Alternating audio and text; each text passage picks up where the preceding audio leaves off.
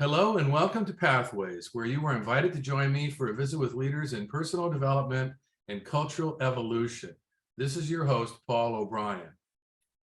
According to our guest today on Pathways, in this complex and chaotic time that we are going through, we need more than ever the particular skills and attributes that women possess and can bring to the table. In order to create an environment where the full potentials of women can be realized, men need to learn how to help ignite the imminent and distinct sparks within them, so these women can in turn warm the lives of those they touch. Our guest today is Simon T. Bailey, author of the new book, Ignite the Power of Women in Your Life, A Guide for Men. Simon is committed to a life of purpose that sparks individuals and organizations to lead countries, companies, and communities differently. This current mission caps an illustrious career as a Hall of Fame keynote speaker and renowned advisor to companies in diverse industries. He has 3 online courses featured on LinkedIn Learning that reach professionals in more than 100 countries. And recently, Simon became a certified Caritas coach, leading with the heart-centered intelligence. His approach is grounded in caring science, which focuses on preserving human dignity and wholeness as the highest gift to self, systems, and society. And it was Simon's Goldcast video about a conversation with his daughter that inspired this book and the movement, a post that has spurred 90 million views on Facebook. Well, hello, Simon, and welcome to the Pathways Show. Oh, so good to be with you. Thank you for having me. Now, this book is both about professional lives and the personal lives of men relative to women. Is this a book just for men? And if not, what should women know about it?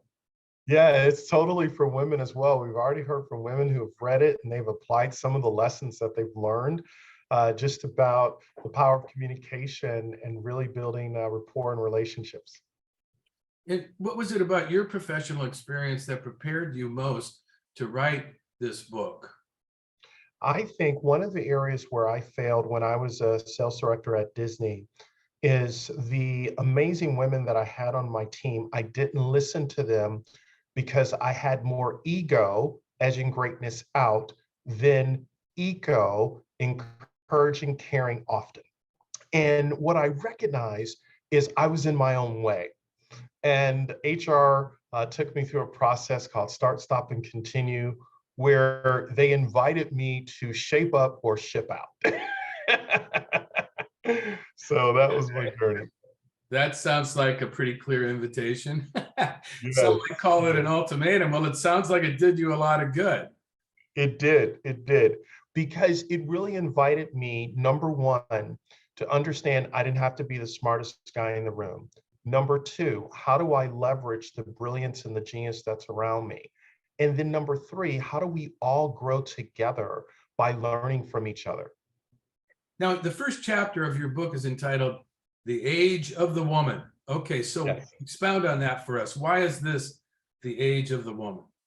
Well, first of all, 92% of the vacation plans are made by women. 85% of the consumer purchases are made by women. 65% of the car purchases are made by women. In fact, the National Hockey League's fastest growing demographic would be females. Wow. So any company, country that is going to be worth its salt has to look into the future and say, if we're reading the tea leaves, we need women leading or co-leading us into innovative breakthroughs and for forever relevance in where things are going. And why is it so important that men have to ignite the power of women? I mean, why? Women are capable. Why don't they ignite it themselves? You know, I think about things like the Equal Rights Amendment, you know, Sure. which didn't pass 35 states. Well, I know myself and a lot of men that were all for it. So there was some percentage of the male population for it. You'd think it would be the easiest thing in the world to pass that, because all that had to happen would be 3/4 of the women to back it, but that didn't happen. What was the disconnect there? I think the disconnect is there's a segment of men that want to hold on to power. They want to hold on to the way it's always been.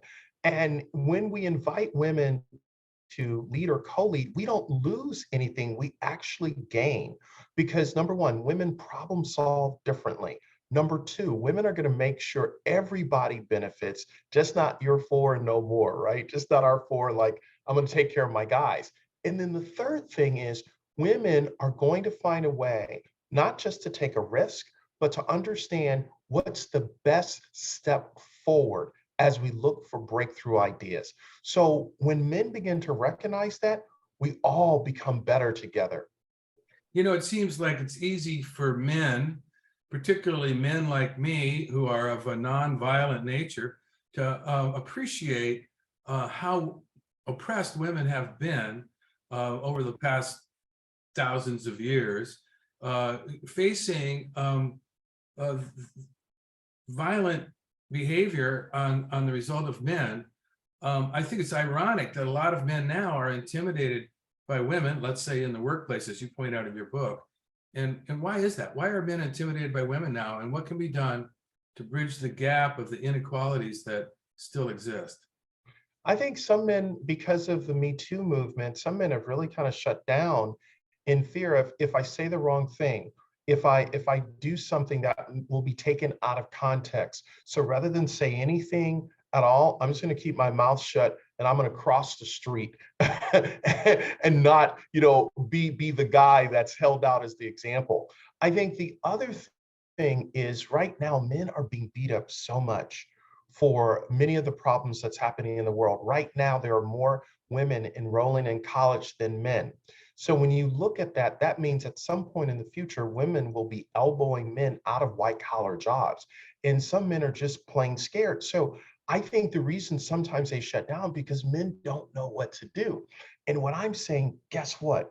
If there's a woman in your life, a sister, a cousin, a niece, your wife, a girlfriend, give her the respect that she is due for who you become in the process, because women can help us become better. You know, what do you what should men do right now to be advocates for women? Because and why is it and why is it now? This is a probably a dumb question, but why is it advantageous for males to do so? I mean, some men argue that they need more money than women because women expect men to pick up the tab. And if a woman expects the man to pick up the tab, isn't that a lack of self-respect on her part? I mean, how, you can understand why men are a bit confused. Yeah, so right now there's a conversation happening in households, and the conversation is who's going to have the lead career. And what Right. you will discover, according to the research, is that there are more women that are taking the lead career, and the dad is becoming the stay home dad, right? That doesn't mean he loses his value or his self worth. The tables have turned. So the first thing men can do is to honor the woman that they are connected to by saying, how can I help you be the best version of yourself? And then she, in return, ask him, how can I help you be the best version of yourself? Start there with a conversation. Number two, realize women don't want to be controlled, they want to be understood. So, how do you come alongside and really communicate and say, here's how I can add value to your life? Here's how I can make things better. And then, number three, what are the blind spots? So, men asking the women in their life, what are the blind spots? Is it communication?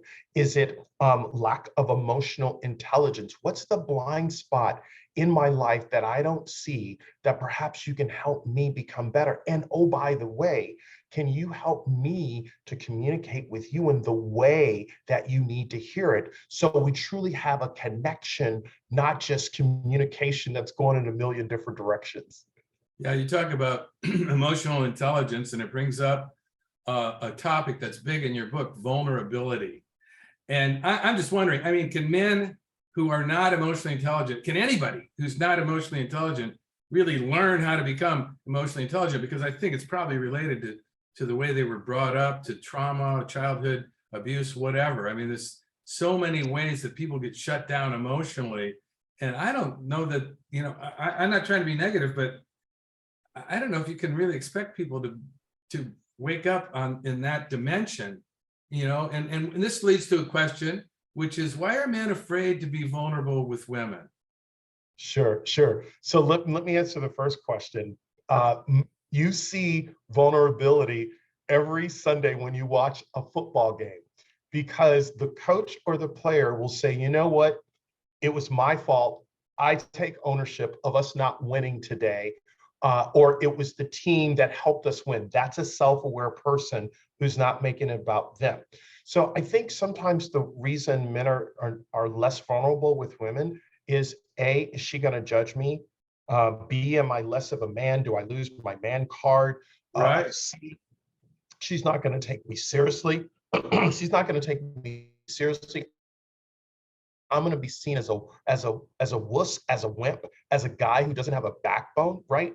When in fact, women want men to stand up and to put their truth on the table. So when I learned how to be vulnerable by going to therapy, no guy wants to go and see a therapist, and I'm processing my childhood trauma, my issues. My dad never told me that he loved me. My mom and I had an arm's length relationship. I tried to commit suicide at 15. When I started to address where I was broken, all of a sudden I discovered that it's okay to have a limp, figuratively, not literally.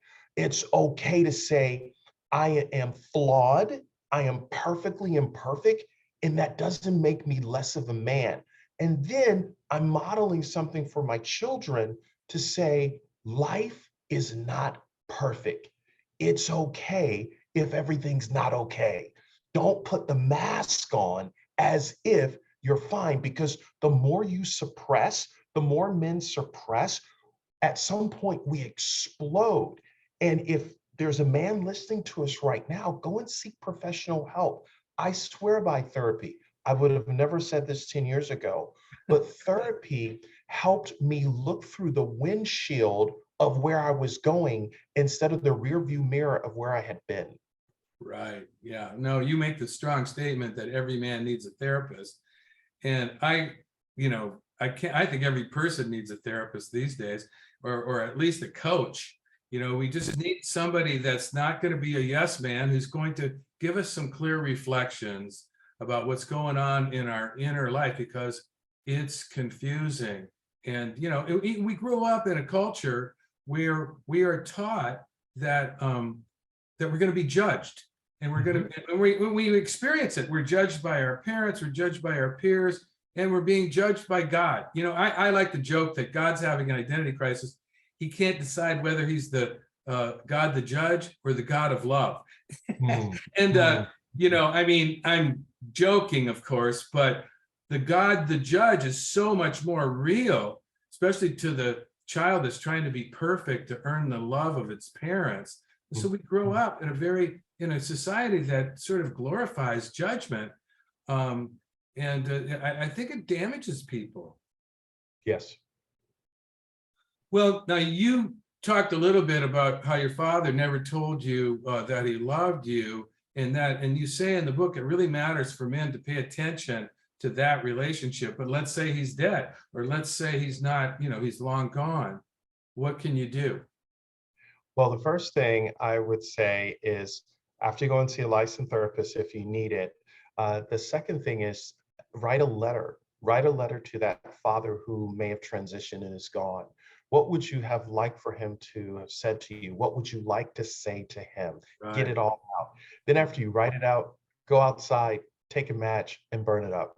Let it go. Release it. Don't carry that within you. Writing is therapeutic. So that would be the first thing. I think the other thing is to find a friend who can really have a conversation with you, and put a mirror in front of you to reflect back everything that you've said. You don't need the friend to fix anything, but you just need to process it out and talk it out.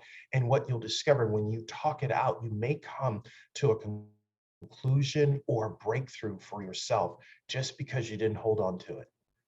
Now, in your life, how did you bounce back from divorce and debt and self-doubt? So a friend of mine, the day when I signed my divorce papers, I ran into a friend of mine, Bob, at a restaurant. And I said, Bob, I just got divorced today. I mean, woe is me, cry me a river. And he said, whatever you do, pay your alimony with joy. I'm like, what are you talking about? He said, I was married for 39 years and I went through a divorce. And he said, not only did I pay my alimony with joy, he said it was the turnaround for how I showed up in the world because I didn't have bitterness. He said, you can be better or you can be bitter. So I think that little sage piece of wisdom was serendipitous. And I said, okay, I started paying my child support and alimony with joy, not an attitude. Whenever I had my kids on the weekend, I didn't throw their mother under the bus. I just said, "Hey, your mother's did a great job." Whenever I was in her presence, I was respectful. I didn't look at her with the side eye, like, "How dare you?" Oh my goodness, no. I just said, "Let me rise above it." And what I realized is something happens in life, but you have a choice as to if it's going to own you or you're going to own it. So now I didn't get it perfect all the time. And yes, there were days where I was like, what the heck, right? But it was in those moments I would scream privately. And when I showed up publicly, I would have the smile on my face to say, we're going to get through this and it's going to be okay. Now, you mentioned that you met your current wife, Jody, through online dating. Yes. And would you recommend online dating to single men? Yes. In the world that we live in now, it's probably easier to meet someone that you may be compatible with online. But newsflash, before you go online, make sure you are whole, WHOLE, within your soul, because a half a man and a half a woman doesn't make a whole relationship. So make sure you're in a good place before you show up online. And was it hard for you to start dating? I mean, were you afraid to love again after divorce? Absolutely. And I was that half a man that I was just talking about. And as my therapist told me, I was looking for love in all the wrong faces in all the wrong places. And I was scared if I was going to find the right person. And I met Jody and we started dating. And then I ghosted her. I ran away because I hadn't finished my work. And when I kind of came back around to it, a friend of mine said, if you find a woman that has 80% of what you need, you can figure out the 20%. And when I heard, I said, you know what, you're right. And so we did, and we got married. I love what Dan Savage says about that. He said, instead of looking for the one, your perfect soulmate, a lot of people think, well, if a relationship goes wrong, it's because I was with the wrong person, and I just have to find the right person. I have to find the one. He says, find somebody who's a 0.70 and round up.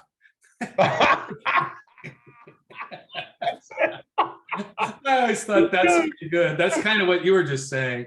Yes, yes. 80%. Okay, let's talk about emotional honesty. Well, men, if they're not emotionally intelligent, they might have trouble with this. But, what does that look like in a man? And how can women tell if it's authentic? So an emotional honest man says, I don't know what I don't know. Here's the reality. She already knows that you don't know, but she's waiting for you to show up to just put the truth on the table so that she can come alongside and help you. That's the first thing, right? I think the other thing, women can sense very quickly. Women have intuition. They have a sixth sense. They know. They can smell it a mile away. If you're trying to impress them, or if you're really showing up to say, here are my areas of opportunity and my areas of growth. I'm not coming to dump on you or to be a victim, but I'm saying there are some things that I'm working on. And I just want to be honest with you if you choose to join me on this journey. And women appreciate that more, that they don't want to fix us. They want to connect with us and understand how together. So think about it this way. In emotional honesty, you come through door one, she comes through door two, and the goal is to find door three together with honesty, with no filter. Right, right. Well, that's a beautiful definition. And you talk about how you changed so much. You used to be what I call, and this applies to me also, a human doing, and you learned to embrace a new way of being. Instead of feeling like you needed to do more, you needed to be more. You needed to be more yourself. and you say you did that through centering. Can you share with us how centering works and what maybe process you use? Centering is great micro practice where you just simply take a deep breath. You do it 3 times, inhale, exhale. And when you inhale and exhale, you are exhaling what's ever holding you back, and you're inhaling new possibilities. So this is a place to create internal alignment that creates external execution. So when I'm centered, my head is aligning with my heart is aligning with my hands so that my feet follow. So it's about living from the inside out on this pathway to the new you, because you're centered. And when you're centered, here's the other powerful thing: you let go so that you can let it come. So whatever is supposed to emerge for you, when I'm centered, I'm not so worried about the outcomes.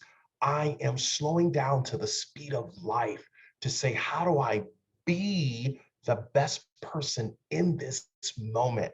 So as life comes, I'm on the frequency of new opportunity, new possibility, and I'm not trying to control it.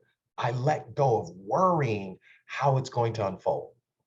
Now, you have some interesting advice that you give about relating to your mate. Once you've dated and you found somebody, you know, you say emotional honesty means giving the woman you love your cell phone passcode and inviting her to review all of your social media communications. Well, that's pretty extreme for most people. And then you say, I've had a few close platonic female friendships, and with Jody in the picture, that became a problem. She wanted to be the only woman I ever needed to talk to, and I got it. I wanted to be the only man she needed to talk to as well. This meant that we both had to cut our ties with friends or past relationships with the opposite sex. Wow, that seems a little extreme too. So how did you come to these conclusions?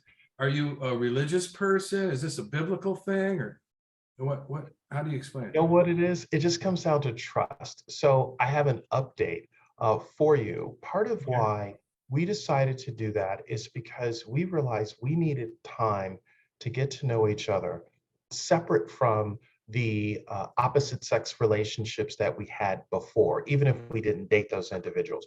We just needed time to get to know our little idiosyncrasies, what works, what doesn't work. So I have had friends, and you see it there in the book, that have been my friends that are like sisters for 30 years. Right. And when I asked her, I said, would you like to meet them? And she said, I would, after she and I were in a good place in our relationship. So Right. when she met them, she got to know them on a personal level, and she asked for their cell phone number, and she talks to them more than I do. But what I recognize, that happened in time once she trusted that I was showing up fully aligned, fully connected, that she's the most important woman in my life. And if I talk to them, if they reach out or call me, I tell her, hey, I just got a call from so and so, just wanted you to know. And it's just that respect and that honor that I am cherishing her, not doing anything behind her back that she doesn't know about.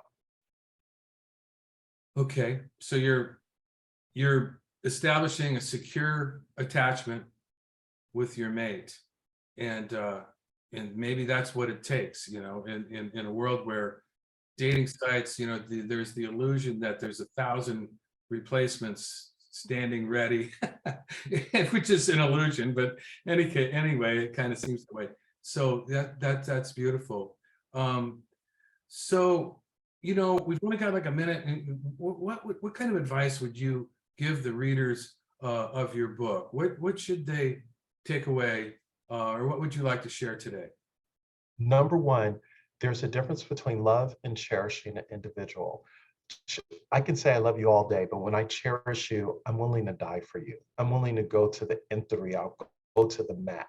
The second thing is, tell your significant other what you appreciate about them. Take every letter within the alphabet, 26 letters, and find 26 ways to let them know that you value them right now. And then the third thing, igniting the power of women, it's counterintuitive. Actually, men are ignited when we understand how to make women know that they are valuable now more than ever before. So make sure she is seen, appreciated, and valued, because what you put out, you will receive back. That's great. Hey, well, thank you, Simon. Thank you for being on the show. There's so much more that we could explore, but we've run out of time. And I want to make sure to tell our listeners about your website, which is simontbailey.com. Just all one word, Simon T. Bailey, Bailey. And for those who may have tuned in to Pathways late today, this is your host, Paul O'Brien, author of Intuitive Intelligence, a book that shares the theme of Pathways, which is personal and cultural evolution. And don't worry, you can play and share this interview whenever you want via the internet as a free podcast, and I'll tell you how in a minute. Today, we've been visiting with Simon Bailey, author of Ignite the Power of Women in Your Life, a Guide for Men. And I want to say thank you to all of our listeners for tuning into Pathways, which is broadcast and streamed on the internet at www.kboo.fm every Sunday morning at 8:30 USA Pacific Time. And even better, podcasts of today's show, which you can listen to and forward to others, are available for free at divination.com, divination.com, as well as via iTunes, my YouTube channel, and other free podcast servers. This is Paul O'Brien reminding you to tell your friends about Pathways Radio and podcasts. And thanks again to Simon Bailey and to all of you listeners for tuning in and being a part of the Pathways conversation.